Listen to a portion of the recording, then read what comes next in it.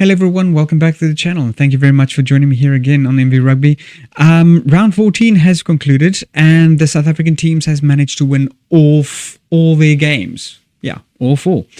With Ivan Ruiz making some really good efforts and 2 tries for his team, earning him the man of the match.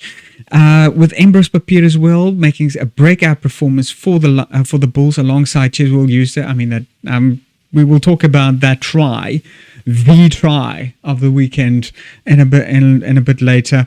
The Lions absolutely have got a very well-oiled attack machine, but there is definitely still some work there. And then, of course, with the Sharks, giving us an absolute massive power play display, just was absolutely magnificent and made for very good rugby entertainment. But don't let that fool you. This was not dominance, it was chaos, it was inconsistency, and quite a few warning signs going into more, as we progress into the race for the 8, there is going to be a lot more tougher competition going. But without any further ado, let's just jump straight into it and talk rugby.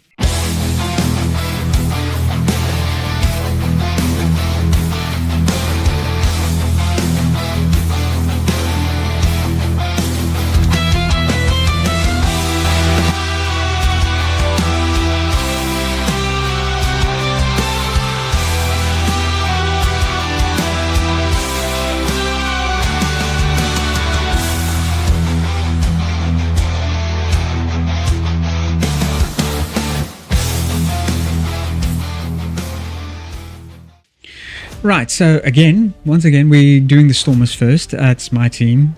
Always gotta root for the home team. Who of you expect me not to plug my favorite team? Come on. Stormers, however, I have to say, even though they won, it was not convincing at all. They're going into beating Edinburgh 33-14 with a bonus point. Job done. Absolutely.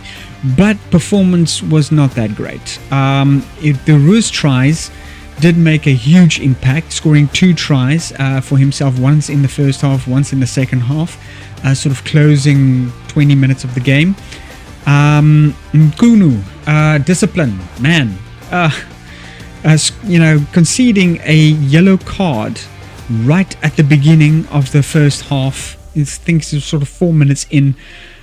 He slaps down a ball as it coming out of the ruck towards the Edinburgh scrum off, right in front of the referee. I mean, what was he thinking?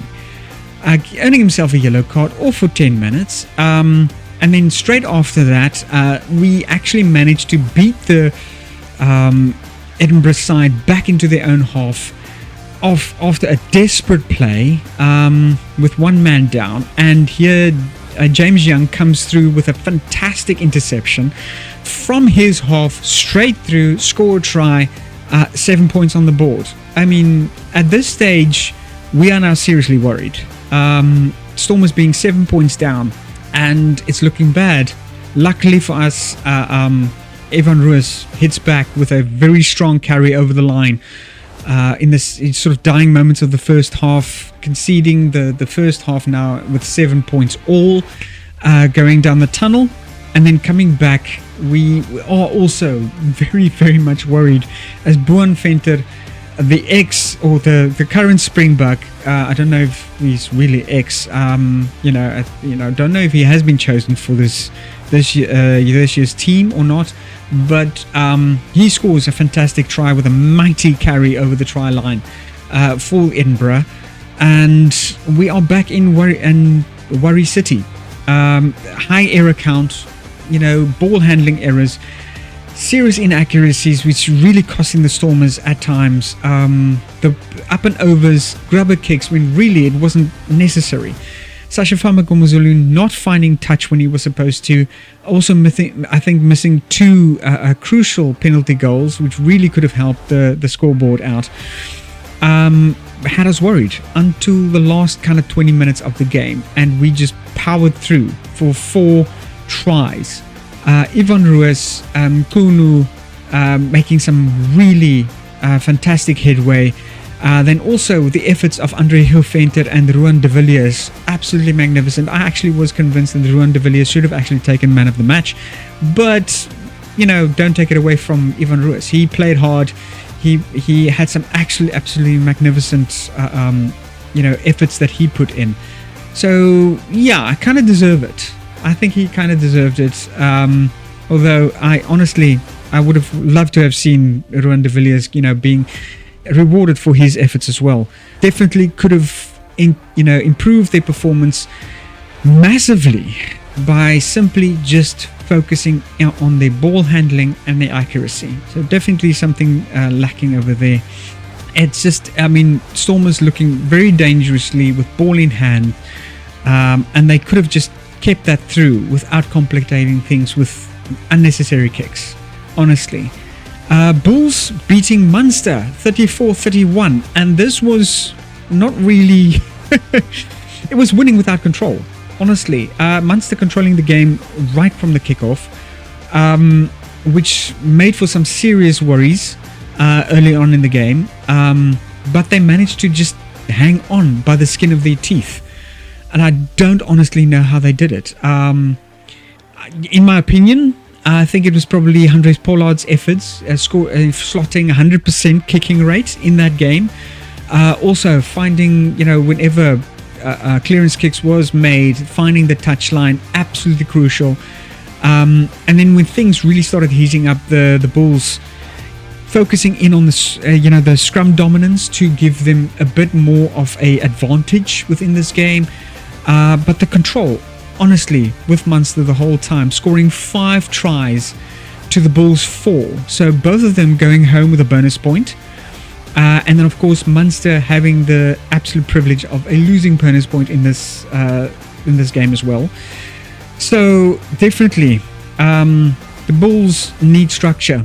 They need control. They need a bit more cohesion, because going forward from here, they cannot just simply relying on survival to pull them through into the knockout stages. The scrum pressure was there. That was absolutely beautiful. And then also, you can't talk about this game and not mention Cheswell Jursta.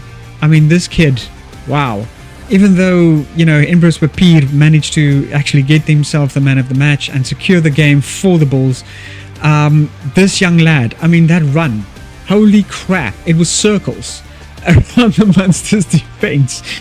It was absolutely brilliant, just fantastic. Some really running genius by this young man, and he's honestly a treasure coming out of the Boerland. Honestly, that needs to deserve any kind of praises that he gets. It's the second match that I honestly feel the wrong guy got the man of the match. Yeah, Embrus Papier did honestly perform very well. But, in judging by the amount of times that Embrus Papier have received recognition for his performance, you cannot but think, why not give some recognition to the hard work of some other players within this game? Because that run was absolute genius. Absolute genius. There was just how many defenders, about 4 or 5 defenders beaten to make that try. It was just absolute fantastic. I cannot sorry, I sound like a broken record now, but it was just magnificent to behold. I was on my feet for that try, even though a die-hard Stormers supporter. This was just magnificent. Then, of course, coming into the Lions now. Lions entertaining.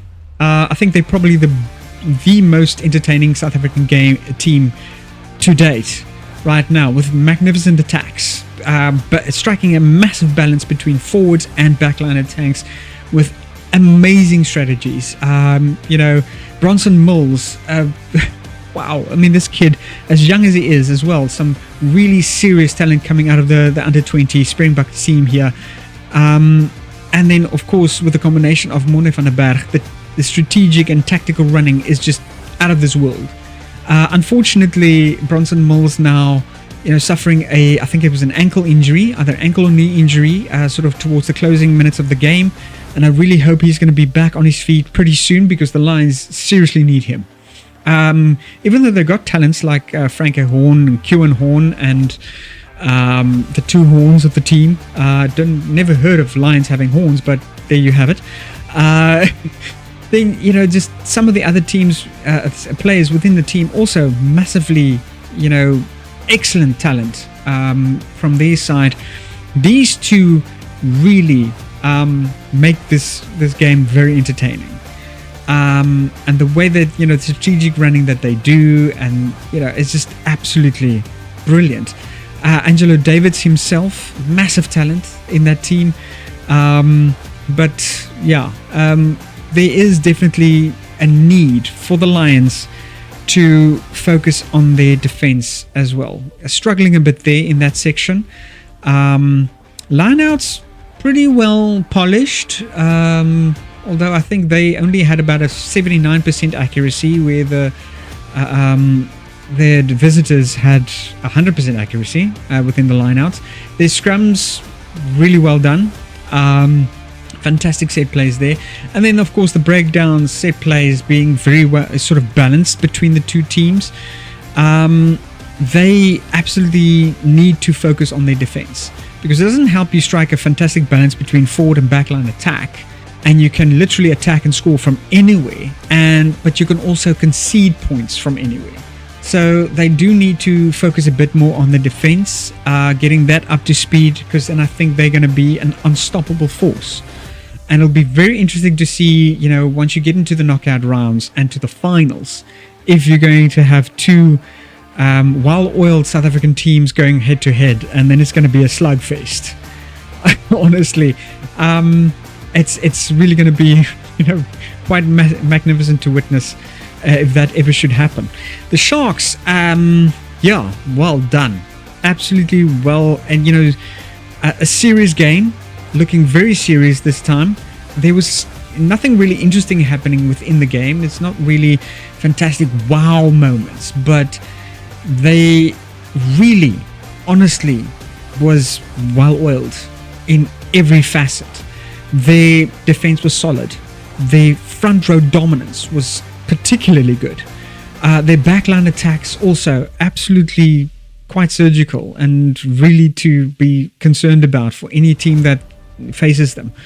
The game management is improving. You can see that over the last couple of weeks, and JP Peterson have been working with the guys and be, absolutely quite amazing for a sort of a fledgling coach. He has been performing really well. And they're not, the Sharks isn't flashy, but they become very, very effective in all facets of the game. Their control, their power, their strategic plays, their defense is just becoming absolutely polished and solid. So, any other team that faces them, that's going to be the sort of thing to watch out for. They are becoming well-oiled, so they're really going to need to know their oats going up against the Sharks going forward. However, it is a bit worrisome to the fact that the Sharks is still very far behind on the log, and they're going to need to pull out every effort now. There's only 5 rounds left going in from here. We are taking a bit of a break from the URC again, going into facing more of the sort of Northern Hemisphere teams and clubs in the Investor Cup this next week, I think 2 weeks, and then to retake it from there again. I just don't know why they just don't start a championship, finish it, and then go over to the next one. It's like a Celtic knot weave, where it's just, everything is connected, and it's like you start losing track over, okay, where are we now? Are we around 14? We're around 15? So there's enough, 3 more Investor Cups happening, so you're coming, no, we're around 15 now only. Okay, it becomes a bit confusing, like I said a few times. But yeah, that's it. It's more up to the organizers than to anything else. So let me know, who do you think have the best chance to get into the final playoffs? I think, in my opinion, the top 3 teams between Stormers, Lions and Bulls probably have the best chance of getting into the knockout rounds. If the Sharks makes it, that'll be an absolute miracle. But as we've seen, JP Peterson can pull off miracles. So let's hold thumbs for the Sharks, honestly. The Stormers definitely needing accuracy. Definitely, and I've been lamenting this now for the last couple of videos.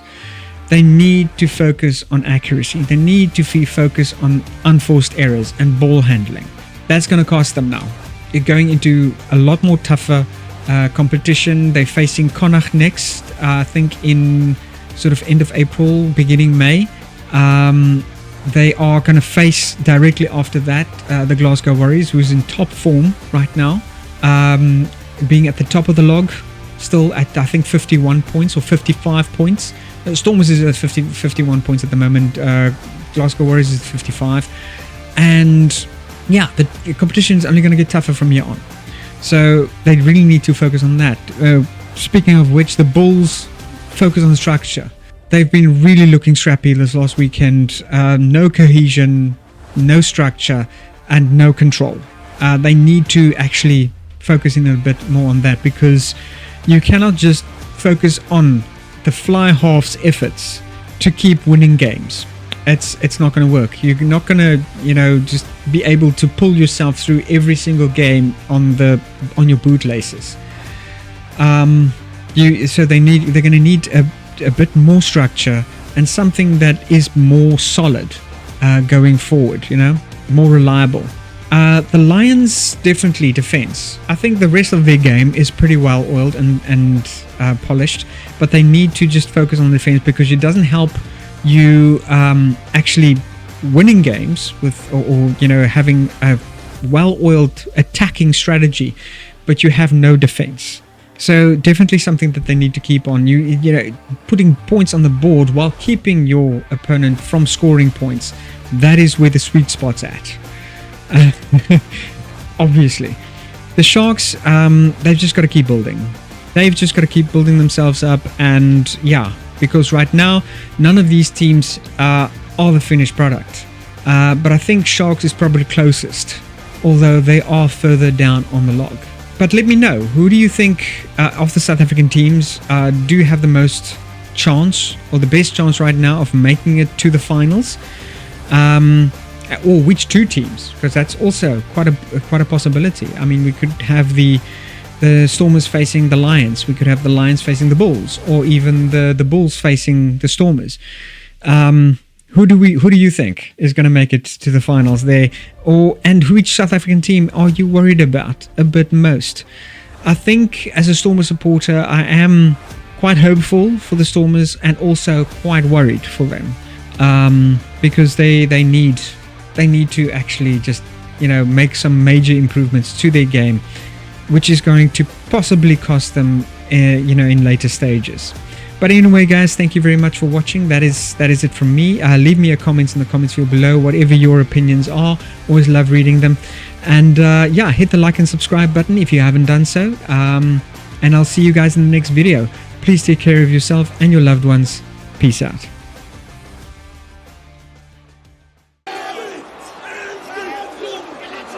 Advantage. A penalty advantage to the Stormers. Here is Kalant. Wonderful offload again to Zas. He's got Diamani on the inside. Just couldn't get that pass away. Backwards, open play. Gets clever with it. Wonderful play by one and all. And the inside ball goes to Nkutuko Mfunu. No-lookers here. Take the space. There's a lot of space. He runs it to the line so beautifully. The little no-looker.